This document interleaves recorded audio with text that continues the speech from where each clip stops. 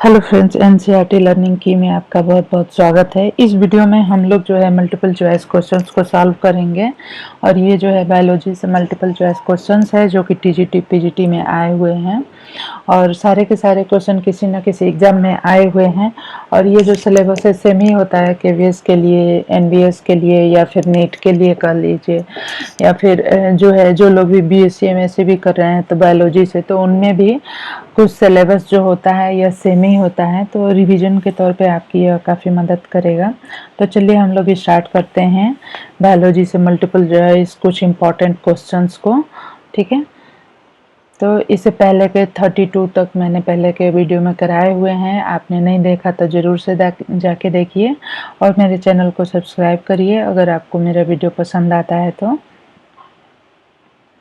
ठीक है, तो चलिए स्टार्ट करते हैं। Red rot disease of sugarcane is caused by, तो जो शुगर केन होता है, शुगर केन इसमें रेड रॉट डिजीज हो जाती है। जो शुगर केन होता है इसमें रेड रॉट डिजीज हो जाती है और यह जो है किससे होती है? एस्परजिलस से, कैलेटोट्राइकम या सिस्टोपस से या फाइटोप्थोरा से, किससे होती है? तो रेड रॉट डिजीज जो होती है गन्ने की, यह जो है कैलेटोट्राइकम से होती है, कैलेटोट्राइकम फाल्केटम से होती है। और यह क्या है? कैलेटोट्राइकम फाल्केटम एक फंगस है। ठीक है, कैलेटोट्राइकम फाल्केटम एक फंगस है। नेक्स्ट है ए mature pollen grain of Pinus has, जो पाइनस का एक मैच्योर पॉलन ग्रेन होता है उसमें कितनी सेल्स होती हैं? ठीक है, जो पॉलन ग्रेन होते हैं हमने देखा होगा जो कि स्टिग्मा पे जाके अटैच हो जाते हैं और फिर जो ओव्यूल तक पहुंच के उनका फर्टिलाइजेशन होता है। तो जो पॉलन ग्रेन होते हैं अलग अलग प्लांट के, उन अलग अलग होते हैं। यहाँ पे हमसे पूछा है कि पाइनस का जो होता है मैच्योर पॉलन ग्रेन वो कैसा होता है, तो यहाँ पे दिया है कि पाइनस जो है, पाइनस एक मैच्योर पॉलन ग्रेन में जो है कि 4 सेल्स होते हैं। ठीक है, 4 सेल्स होते हैं और पॉलन ग्रेन को हम माइक्रोस्पोर कहते हैं या मेल गैमेट भी कहते हैं। ठीक है, तो इसमें जो है 4 सेल्स होती है।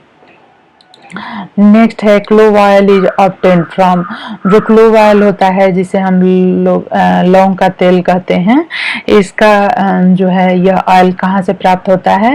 Leaves of Syzygium aromaticum. जो क्लोव होता है उसका साइजेजियम एरोमेटिकम क्या होता है? साइंटिफिक नेम उसका साइजेजियम एरोमेटिकम होता है। फ्लावर बर्ड ऑफ साइजेजियम एरोमेटिकम या राइजोम ऑफ वेटिवेरिया या would of santalum. Would of santalum तो ये चंदन हो गया, ये विटिवेरिया भी अलग हो गया। साइजेजियम एरोमेटिकम जो है क्या है? लौंग का बोटेनिकल नाम है। तो इससे किससे प्राप्त होता है? लौंग का जो तेल होता है वो उसके लीफ से प्राप्त होता है या बर्ड से प्राप्त होता है? तो लौंग जो होता है वो एक बर्ड ही होता है जिसे हम लोग खाते हैं और इससे जो ऑयल निकलता है वो वोलाटाइल होता है और बहुत ही सुगंधित भी होता है। साइजेजियम एरोमेटिकम आपको मैंने बता ही दिया कि इसका बोटेनिकल नाम होता है। ठीक है, और इसके बाकी जो स्पीसीज है वो है यूजुनिया कैरोफाइलेटा और क्रायोफाइलस एरोमेटिकम। ठीक है, लेकिन साइजेजियम एरोमेटिकम ही ज़्यादा फेमस है और यहाँ पे इससे क्लोव ऑयल जो है कि प्राप्त होता है इसकी बर्ड से। ठीक है, और क्लोव जो है हम खाते हैं वो भी एक बर्ड ही होता है या मसालों में यूज किया जाता है, चाय में यूज किया जाता है। From which of the following plant clove are obtained, किस प्लांट से हमें क्लोव प्राप्त होता है? ठीक है, हमें किस प्लांट से क्लोव प्राप्त होता है? यूजीनिया जम्बोलाना, यूजीनिया ग्लोबोल्यूल्स, यूजीनिया रोस्ट्रेटा, यूजीनिया एरोमेटिका। तो देखिए यहाँ पे हमारा जो आंसर है वो हो जाएगा यूजीनिया एरोमेटिका। नेक्स्ट है gymnosperm tree flora in Palaeozoic was represented by, Palaeozoic era में जो जिम्नोस्पर्म्स है, gymnosperm tree flora in Palaeozoic era was represented by, तो यहाँ पे साइकेडोफिलिकल्स या कार्डिटेल्स हो जाएगा, बेनेटी टेल्स या कोनिफेरल्स। तो यहाँ पे हमारा आंसर हो जाएगा कोनिफेरल्स। जिम्नोस्पर्मस जो ट्री होते हैं फ्लोराइन पेलियोजोइक, जो पेलियोजोइक एरा में जिम्नोस्पर्म थे वो कोनिफेरल्स थे। नेक्स्ट है इटाइटाई डिजीज इज एसोसिएटेड विथ। जो इटाइटाई डिजीज होता है वो किससे एसोसिएटेड होता है? Hg मीन्स कि मरकरी के पॉल्यूशन से, या लेड के पॉल्यूशन से, या कैडमियम के पॉल्यूशन से, या सेलेनियम के पॉल्यूशन से। तो जो कैडमियम होता है इसके प्रदूषण से एक यह जो है कैडमियम से क्या होता है, जल में प्रदूषण हो जाता है। औद्योगिक जो कारखाने हैं भारी मात्रा में कैडमियम अपशिष्ट नदियों में प्रवाहित किया जाता है, जिसका उपयोग सिंचाई, मत्स्य पालन, पेयजल आदि में होता है। इसे इटाइटाई नामक रोग हो जाता है। इसमें हड्डियां तथा किडनी प्रभावित होती है। इसके प्रदूषण से मछलियां मर जाती हैं। तो जो कैडमियम के पॉल्यूशन है, ठीक है, इसी से होता है हमें इटाइटाई डिजीज। कैडमियम के पॉल्यूशन से होता है इटाइटाई डिजीज, ठीक है। इटाइटाई डिजीज जो होता है कैडमियम के पॉल्यूशन से होता है। इसमें हड्डियां कमजोर हो जाती हैं, किडनी भी प्रभावित होता है।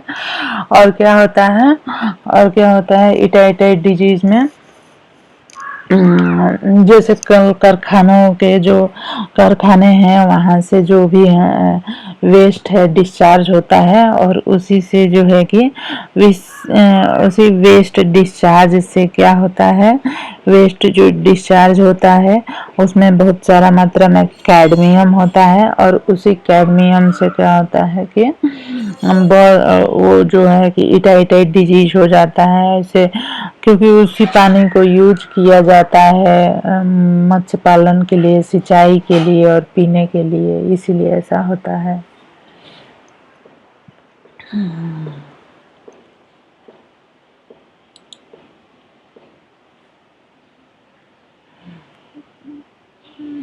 नेक्स्ट है हमारा मैच करना है लिस्ट 1 को लिस्ट 2 से।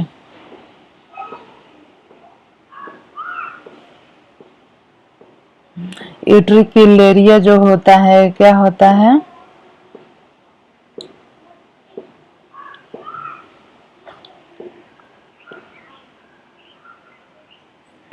यूट्रिकुलेरिया कहाँ पे ग्रो होता है, जल में ग्रो होता है, ठीक है। एनालगैलिस जो है यह कहाँ पे ग्रो होता है, यह व्हीट फील्ड में। और लोरेंथस जो होता है यह कहाँ पे होता है, ऑन ट्री ब्रांचेज। और राइजोफोरा जो होता है यह डेजर्ट में, राइजोफोरा जो होता है डेजर्ट में ग्रो करता है। Pyramid of number is inverted in case of. Pyramid of number जो है इन्वर्टेड होता है किस केस में, किस केस में पिरामिड ऑफ नंबर जो होता है इन्वर्टेड होता है? पॉन्ड इकोसिस्टम में, सुगर केन इकोसिस्टम में, डेजर्ट इकोसिस्टम में, या ग्रासलैंड इकोसिस्टम में। तो यहाँ पे हो जाएगा सुगर केन इकोसिस्टम में। Soil erosion can be prevented by. Soil erosion को हम कैसे प्रिवेंट कर सकते हैं? restricted human activity, good plant cover, checking movement of animal, wind screen alone, wind screen alone।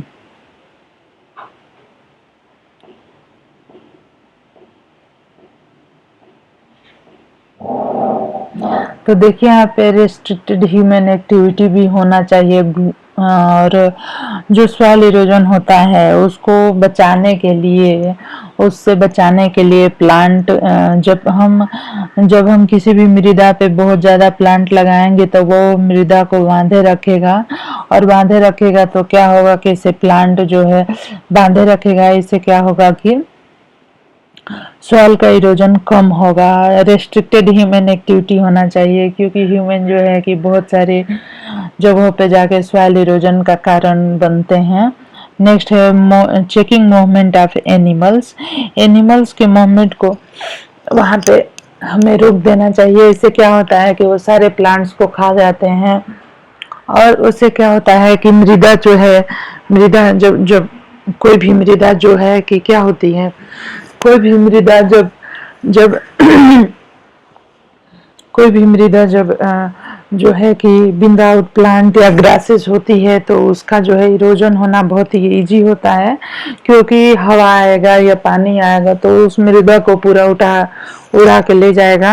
Wind screen Elon, जैसे कि wind जो बहुत तेज तेज हवाएं चलती है और उससे क्या होता है कि मृदा जो है उड़ जा, मतलब कि मृदा जो है क्या होती है उसका क्षरण हो जाता है। तो ये भी है। तो यहाँ पे हमारे चारों के चारों ऑप्शन ही सही हैं और किसी एक ऑप्शन को फॉलो करके मृदा का संरक्षण जो है कि संभव नहीं है, इसलिए हमें सारे के सारे ऑप्शन जो है यहाँ पे सही है। इसलिए यहाँ पे कोई एक ऑप्शन सही नहीं है। तो ठीक है, अगले क्वेश्चन पे चलते हैं। Viral replication within cell inhibited by, जो वायरस का रेप्लिकेशन होता है सेल के अंदर, वह किसके द्वारा इनहिबिट किया जाता है?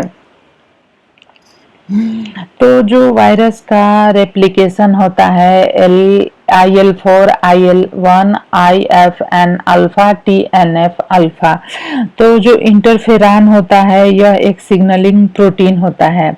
इंटरफेरान एक सिग्नलिंग प्रोटीन होता है, प्रोटीन का एक समूह है। यह कई प्रकार का होता है, जैसे कि IFN alpha, interferon alpha, interferon beta, interferon ईटा आदि। तो इंटरफेरान की ये जो कोशिकाएं होती हैं, ठीक है, INF अल्फा कोशिकाओं में जो विषाणुओं का रेप्लिकेशन में विषाणुओं के रेप्लिकेशन को रोकता है तथा प्रतिरोधक क्षमता बढ़ाता है। तो क्या है viral replication within cell, किसके द्वारा इनहिबिट होता है? वायरल जो रेप्लिकेशन होता है within cell is inhibited by, viral replication in the cell is inhibited by interferon alpha, interferon beta, interferon eta. तो इनके द्वारा रोका जाता है, ठीक है। और इंटरफेरॉन क्या है? एक सिग्नलिंग प्रोटीन है। कॉमन फाइबर में be obtain from the following plant except, जो कॉमन फाइबर होते हैं वो कहाँ से प्राप्त होते हैं? तो जो कॉमन फाइबर होते हैं गॉसिपियम से या लाइकोपर्सिकान एस्कुलेंटम, लिनम, यूसिटिल टीसिमम या कोकस न्यूसिफेरा से। तो जो कॉमन फाइबर होते हैं वो जो है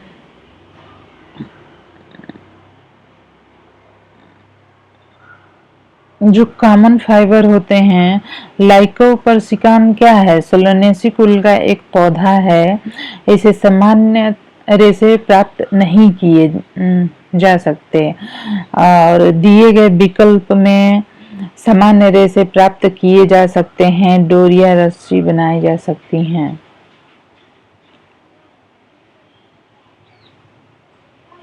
तो देखिए यहाँ पे क्या है कि एक्सेप्ट पूछा है, तो एक्सेप्ट हमारा ये हो जाएगा। लाइकोपर्सिकान एस्कुलेंटम क्या है? लाइकोपर्सिकान एस्कुलेंटम एक टोमेटो का प्लांट का जो है, टोमेटो का क्या है कि बोटेनिकल नेम है। जबकि गोसिपियम जो होता है, लिनम यूटिलिस और कोकस न्यूसिफेरा, ये तीनों क्या होते हैं? इनसे फाइबर प्राप्त होता है, ये फाइबर यील्डिंग प्लांट है।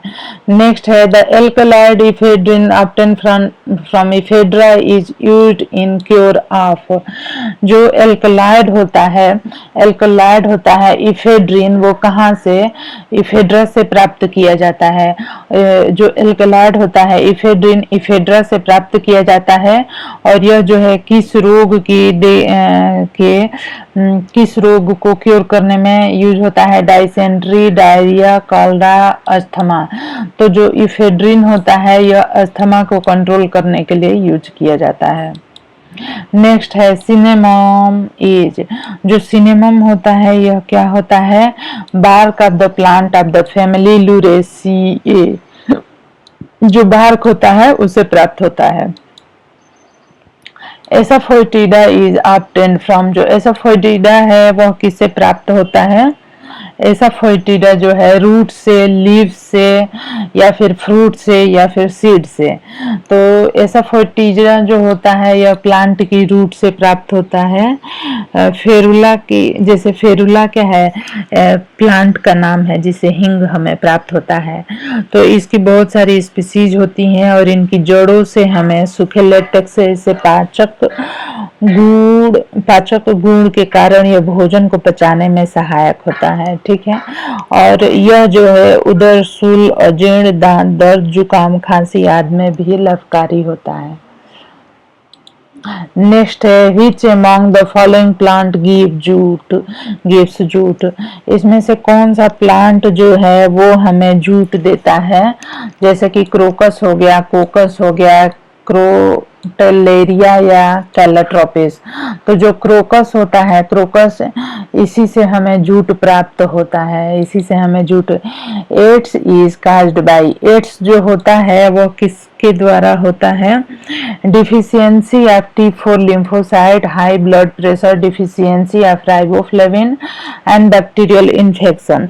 तो जो HIV होता है एक विषाणु रेट्रोवायरस होता है, उससे होता है जो कि शरीर की रोग प्रतिरक्षा प्रणाली पर प्रहार करता है, संक्रमणों की प्रति उसकी प्रतिरोध क्षमता को धीरे धीरे कम कर देता है। यह विषाणु श्वेत रक्त कणिकाओं का भक्षण कर लेता है। इससे क्या होता है, शरीर में T4 लिम्फोसाइट की कमी हो जाती है। तो HIV को हम क्या कहते हैं? इम्यूनो डिफिशियंस वायरस है। यह एक रेट्रो वायरस है जो कि हमारे शरीर में घुस के हमारी जो इम्यून सिस्टम है उसको प्रभावित करता है और इम्यून सिस्टम को बनाए रखने में जो T4 लिम्फोसाइट होती है उनको खा लेता है और यह इलाज बीमारी एड्स के कारण होती है। और इसके कारण जो बीमारी होती है उसे एड्स कहते हैं। यह जो एड्स का जो वायरस है, human immuno deficiency virus, HIV virus जो होता है 3 तरीकों से, जैसे ब्लड के संक्रमण से यह फैलता है। तो यहाँ पे हमारा जो आंसर हो जाएगा वो होगा deficiency of T4 lymphocytes. Next है which one of the following is used to detect the presence of HIV। कौन सा यूज किया जाता है HIV के प्रेजेंस को डिटेक्ट करने के लिए? तो यहाँ पे है Benedict test, Widal test, ELISA test या बायोरेट टेस्ट। तो यहाँ पे हम जानते हैं कि जो HIV होता है उसको टेस्ट करने के लिए एलिसा टेस्ट होता है। इसका पूरा नाम होता है एंजाइम लिंक्ड इम्यूनोसार्वेंट एसे। ठीक है, एंजाइम लिंक्ड इम्यूनोसार्वेंट एसे जो होता है इसका नाम होता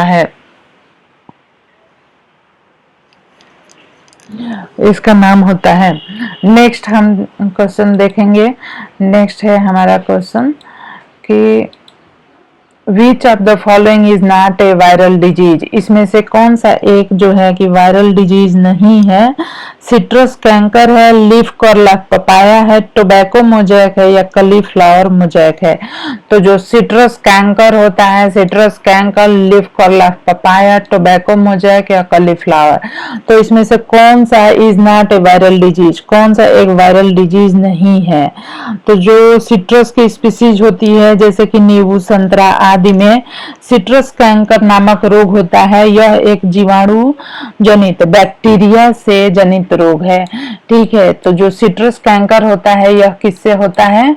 जो सिट्रस कैंकर होता है यह किससे होता है? बैक्टीरिया से। बाकी leaf curl of papaya, cauliflower mosaic और टोबैको मोजैक यह किससे होते हैं? ये सारे के सारे वायरस से होते हैं। नेक्स्ट है विच of the following radiation is most damaging. इसमें से कौन सा रेडिएशन जो है वो सबसे ज्यादा डैमेजिंग है? एक्सरे है, अल्फा रे है, फार रेड लाइट है या यूवी रेज है। तो यहाँ पे हमारा हो जाएगा नाभिकीय विस्फोटकों के द्वारा इलेक्ट्रॉन प्रोटॉन के साथ न्यूट्रॉन तथा अल्फा बीटा कण भी निकलते हैं और इसके कारण जो है गुणसूत्रों पर उपस्थित जीन्स में उत्परिवर्तन होते हैं जो अनुवांशिक होते हैं। पैराबैंगनी यूवी रेज जो होती हैं किरणें भी DNA, RNA और प्रोटीन को प्रभावित करती हैं। इन विकिरणों के कारण जीरोडर्मा पिगमेंटोसम नामक, तो इन विकिरणों के कारण क्या होता है? जीरोडर्मा पिगमेंटोसम नाम का त्वचा रोग हो जाता है।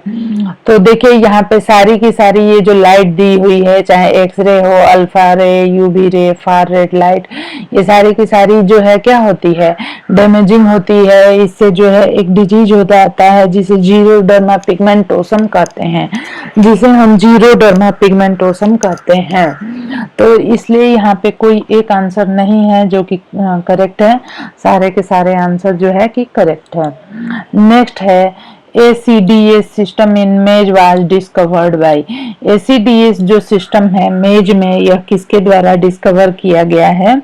तो मक्के में जो है ACDS सिस्टम सर्वप्रथम बारबरा मैकक्लिंटन द्वारा खोजा गया है।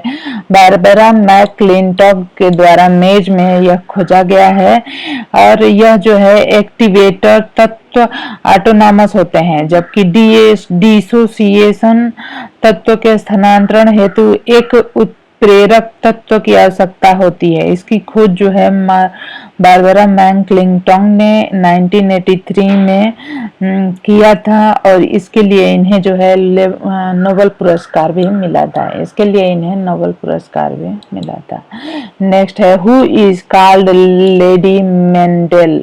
लेडी मेंडल किसे कहते हैं? बारबरा मैकक्लिंटन या अर्चना शर्मा कोर्टिस या इंदिरा हिंदुजा। तो बारबरा मैकक्लिंटन को ही लेडी मेंडल कहते हैं। नेक्स्ट है multiple spathe around spadix are found in. Multiple spathe जो होते हैं, मल्टीपल स्पेथ जो होते हैं वो स्पेडिक्स में पाए जाते हैं। तो यह किस प्लांट में होता है? यह जो होता है प्लांटेन, मेज, लिली या जिंजर। तो यह जो है मेज में होता है। तो फ्रेंड्स, आपको मेरा वीडियो पसंद आए तो मेरे चैनल को सब्सक्राइब कर लीजिए, लाइक करिए और शेयर करिए। और जो है इसके आगे के कुछ इंपॉर्टेंट क्वेश्चन मैं नेक्स्ट वीडियो में कराऊंगी। धन्यवाद।